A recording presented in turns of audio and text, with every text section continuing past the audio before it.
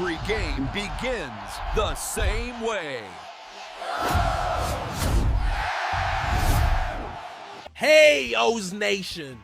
Welcome back to the Orioles Fan Central channel, your exclusive hub for the hottest news and the deepest analysis about our beloved Baltimore Orioles. I'm your host, and as always, I'm here to bring you insights directly from the heart of Birdland with the same passion and precision you've come to expect. Before we dive deep into our team's latest moves, I ask all of you, the O's and Birds out there, to subscribe to the channel and hit that notification bell so you don't miss any updates. The news here comes first, with the depth and credibility you deserve. My friends, the 2025 season has been, to say the least, an emotional roller coaster. Our Orioles, who came in with sky-high expectations after 2 dominant seasons in the American League, have faced unexpected challenges. I remember well the energy at the beginning of the year, that optimism that hung over Camden Yards, the certainty that we would finally go further in the postseason. After all, we had the winningest team in the AL over the past 2 years. But as we know, baseball is unpredictable. The youth of our core, which brought us so much brilliance, hasn't yet translated into that postseason success we so crave. And this winter, the decision to let Anthony Santander and Corbin Burnes enter free agency left a considerable void. Don't get me wrong, the production both delivered in 2024 was immense. Santander was a constant force in our lineup, and Burnes, well, he was our ace. Although ironically both are currently injured, the absence of their talents was deeply felt. We expected our offense could absorb the loss of Santander, but the absence of Burnes at the top of our rotation, my friends, that's what really hit us hard. It's no surprise that our pitching unit was one of the main reasons for our slow start. But the tide is starting to turn. We're beginning to heat up this summer, showing flashes of that dominant team we know. However, the reality of today's baseball forces us to consider scenarios that, as fans, we don't want to hear. Even with the recent improvement, the impression is that the Orioles are preparing to be sellers at the trade deadline.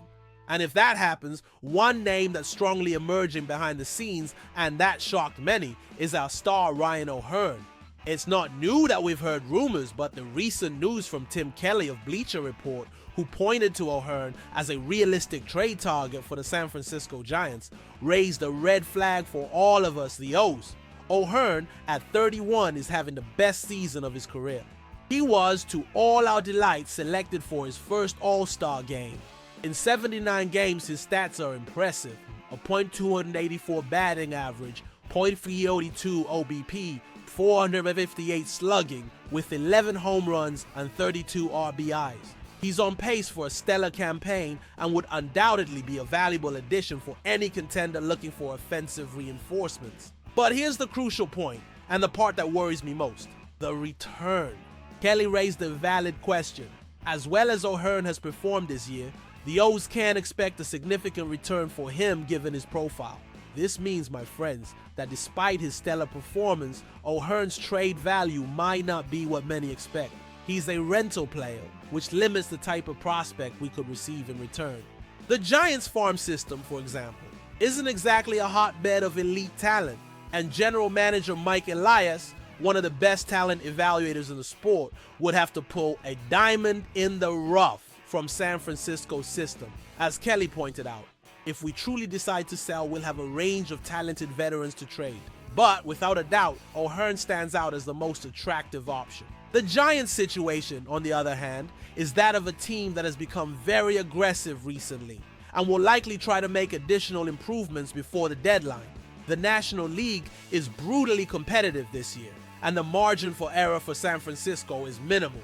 They need a reliable offensive reinforcement, and O'Hearn fits that profile perfectly. The question for us, the O's, is what do we do?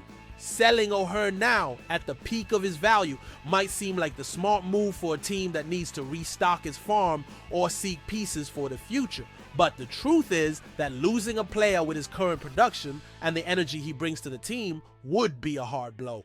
He's a fan favorite, and his performance this year has been one of the few consistent bright spots in a challenging season.